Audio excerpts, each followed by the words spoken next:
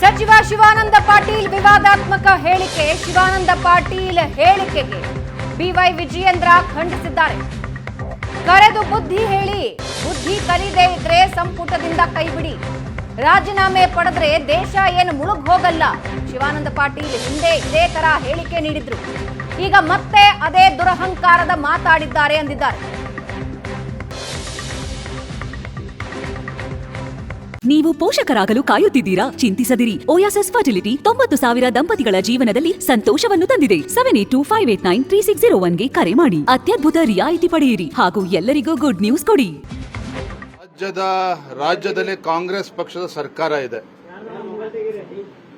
ಈ ಸರ್ಕಾರದಲ್ಲಿರ್ತಕ್ಕಂಥ ಜವಾಬ್ದಾರಿಯುತ ಮಂತ್ರಿಗಳು ಅವರ ಬೇಜವಾಬ್ದಾರಿ ಹೇಳಿಕೆಗಳು ಪದೇ ಪದೇ ದಿನನಿತ್ಯ ನಾವು ನೋಡ್ತಾ ಇದ್ದೇವೆ. ಇದೇ ಶಿವಾನಂದ ಪಾಟೀಲ್ ರವರು ಪರಿಹಾರಕ್ಕೋಸ್ಕರ ರೈತರು ಆತ್ಮಹತ್ಯೆ ಮಾಡ್ಕೊಳ್ತಾರೆ.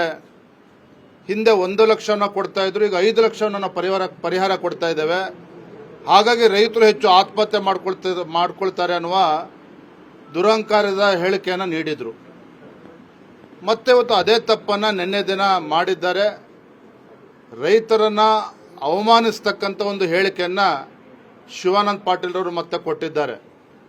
ನಾನು ಮಾನ್ಯ ಮುಖ್ಯಮಂತ್ರಿಗಳಿಗೆ ತಮ್ಮ ಮೂಲಕ ಆಗ್ರಹವನ್ನು ಮಾಡ್ತೇನೆ, ತತ್ಕ್ಷಣ ನಿಮ್ಮ ಮಂತ್ರಿಗೆ ಕರೆದು ಬುದ್ಧಿಯನ್ನ ಹೇಳಿ, ಅವರು ತಿದ್ಕೊಳ್ತಕ್ಕಂಥ ಯೋಗ್ಯತೆ ಇಲ್ಲ ಅಂತ ಹೇಳಿದ್ರೆ ತತ್ಕ್ಷಣ ರಾಜೀನಾಮೆಯನ್ನು ಕೂಡ ತೆಗೆದುಕೊಳ್ಳಿ, ಏನು ಮುಳುಗೋಗೋದಿಲ್ಲ. ಆದರೆ ಈ ನಾಡಿಗೆ ದೇಶಕ್ಕೆ 2 ತುತ್ತು ಅನ್ನವನ್ನು ಕೊಡ್ತಕ್ಕಂಥ ರೈತನ ಬಗ್ಗೆ ನಿಮ್ಮ ಮಂತ್ರಿಗಳ ಹೇಳಿಕೆ, ಈ ಸರ್ಕಾರದ ಧೋರಣೆ, ಕಾಂಗ್ರೆಸ್ ಪಕ್ಷದ ಧೋರಣೆ ನಿಜವಾಗ್ಲೂ ಕೂಡ ಪದೇ ಪದೇ ಪದೇ ರೈತರಿಗೆ ಅವಮಾನ ಮಾಡ್ತಕ್ಕಂಥ ರೀತಿಯಲ್ಲಿ ನಡ್ಕೊಳ್ತಾ ಇರ್ತಕ್ಕಂಥದ್ದು ನಿಜವಾಗ್ಲೂ ಕೂಡ ದುರಾದೃಷ್ಟ. ಭಾರತೀಯ ಜನತಾ ಪಾರ್ಟಿ ಇದನ್ನು ಬಲವಾಗಿ ಖಂಡಿಸ್ತದೆ. ಎಲ್ಲೋ ಒಂದು ಕಡೆ ಸರ್ಕಾರದಲ್ಲಿರ್ತಕ್ಕಂಥ ಮಂತ್ರಿಗಳ ನಡವಳಿಕೆಗಳು, ಮೊನ್ನೆ ಬರಗಾಲದ ವಿಚಾರದಲ್ಲಿ ಯಾವ ರೀತಿ ಜಮೀರ್ ಅಹಮದ್ ಅವರು ನಡ್ಕೊಂಡಿದ್ದಾರೆ, ಐಷಾರಾಮಿ ವಿಮಾನದಲ್ಲಿ ಬಂದು ಫ್ಯಾಷನ್ ಶೋ ಮಾಡಿಕೊಂಡು ಅವರೇ ಅದನ್ನು ಟ್ವೀಟ್ ಮಾಡಿ ವಿಡಿಯೋ ರಿಲೀಸ್ ಮಾಡಿಕೊಂಡಿರ್ತಕ್ಕಂಥದ್ದನ್ನು ನಾವು ನೋಡಿದ್ದೇವೆ. ಅಂದರೆ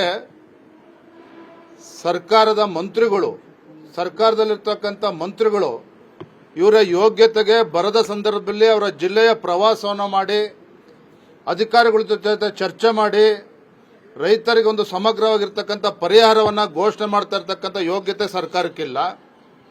ಆದರೆ ರೈತರಿಗೆ ಅವಮಾನ ಮಾಡ್ತಕ್ಕಂಥದ್ದು ಮಾತ್ರ ಪದೇ ಪದೇ ಮಾಡ್ತಾ ಇರ್ತಕ್ಕಂಥದ್ದು ನಿಜವಾಗ್ಲೂ ಕೂಡ ಖಂಡನೀಯ.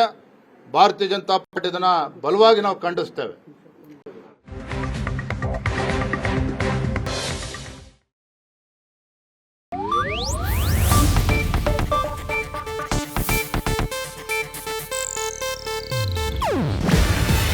ಇದು ಏಷ್ಯಾನೆಟ್ ನ್ಯೂಸ್ ನೆಟ್ವರ್ಕ್ ಪ್ರಸ್ತುತಿ.